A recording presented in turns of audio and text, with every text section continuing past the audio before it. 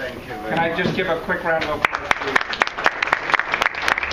For 22 years, Oh, yeah. you have served your country and the diplomatic community globally in incredible ways. Thank you very Thank you much. for being here. Thank you.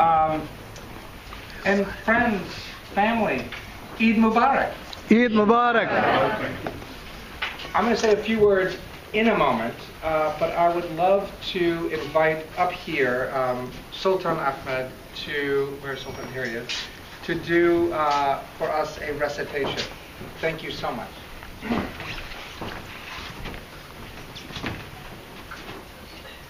First of all, Assalamu alaikum wa rahmatullahi wa barakatuh. And Eid Mubarak to every single one of you. And thank you very much, Ambassador Matthew, for inviting us here and making us part of this gathering. I'll be reciting a few verses from Surah Al-Rahman, which talks about the greatness of Allah subhanahu wa ta'ala and the blessings that He has bestowed upon us. أعوذ بالله من الشيطان الرجيم بسم الله الرحمن الرحيم الرحمن علم القرآن خلق الإنسان علمه البيان الشمس والقمر بحسبان والنجم والشجر يسجدان والسماء رفعها ووضع الميزان ألا تطغوا في الميزان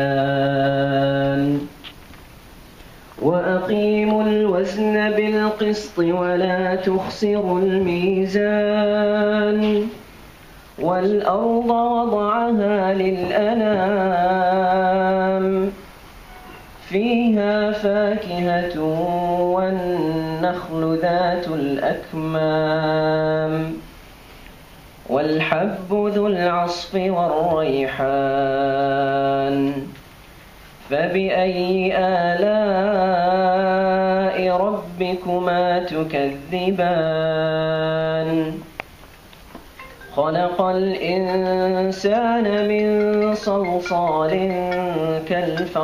كالفخار وخلق الجان من مارج من نار فبأي آلاء ربكما تكذبان رب المشرقين ورب المغربين فبأي آلاء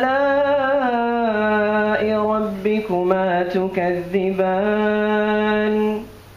مرج البحرين يلتقيان بينهما برزخ لا يبغيان فبأي آلاء ربكما تكذبان يخرج منهما اللؤلؤ والمرجان فبأي آلاء ربكما تكذبان وله الجوار المنشآت في البحر كالأعلام فبأي آلاء ربكما تكذبان كل من عليها فان ويبقى وجه ربك ذو الجلال والإكرام فبأي آلاء ربكما تكذبان صدق الله العظيم. I'll just take a few moments just to translate it for those of you who didn't understand. I think that's I got it. I cheated. I got it right. Fantastic. In the name of Allah, the most gracious, the most merciful. Ar-Rahman, the all-merciful Allah. He taught the Quran, He has created man. He has taught him how to express himself.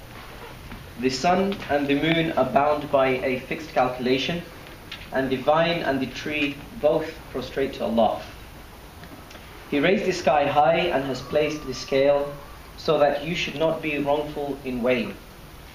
Observe the correct weight with fairness and do not make weighing deficient. As for the earth, He has placed it for creatures, in which there are fruits and date palms having sheaths, and the grain having chaff and fragrant flowers. So, O mankind and jinn, which of the bounties of your Lord will you deny? He has created man from dry clay, ringing like pottery, and created Jan, father of the jinn, from a smokeless flame of fire. So, O mankind and jinn, which of the bounties of your Lord will you deny? He is the Lord of both points of sunrise and both points of sunset. So which of the bounties of your Lord will you deny? He let forth the two seas to meet together. While there is a barrier between them, they do not encroach upon one another. So which of the bounties of your Lord will you deny? From both of them come forth the pearl and the coral. So which of the bounties of your Lord will you deny? And His are the sailing ships raised up in the sea like mountains. So which of the bounties of your Lord will you deny? Everyone who is on it, which is the earth, has to perish, and your Lord's countenance will remain, full of majesty, full of honor. So which of the bounties of your Lord will you deny? Sadaqallahu al-Azim. Thank you.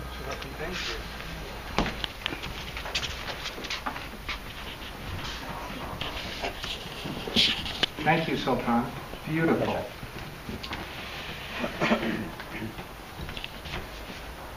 I wanted to get rid of that. That's good. Thank you for sharing those words. And I did get a chance to be with you earlier and read the translation. And you think about creation, and you think about where we're gathered here in this beautiful garden that I am privileged enough to call home away from home for a few years. And during the summertime, when the leaves are on the trees, there's only two things you can see when you're down in the garden that isn't nature, that is man-made. And it is the minaret from London Central Mosque and the BT Tower. And I thought during the beautiful recitations, some of us had our cell phones go off in the middle of it, which is a reminder of how... So as I walk around here, and I spend time trying to... I do sort of loops here in the back garden, so I see the minaret, and it reminds me of continuity and community. Such powerful things that are important to everyone here today. And then you look at the BT Tower, and it reminds you of connectivity. And I was telling someone that the other day, and I just love these two images that I get to see every day. And someone said, what is the BT Tower? It was an older person. And of course, it didn't used to be the BT Tower. I'm not going to point at those of us of a certain age, and I am not yet that age. Remember when it was the postcode tower, or postal, thank you, postal service tower, which is kind of a lovely thing. So it used to be mail, and now it's cell phone, and maybe in 40 years it'll be a tower for some technology we don't know yet. But that's really the thought I wanted to share with everyone tonight. If you think about the mobile phone, and you think about that term, mobile phone. When I was growing up, and many of us here, that was an oxymoron. Phones were many things. Some of them here were in big red boxes on the side of the street, or they were anchored to your wall at home. They were anything but mobile.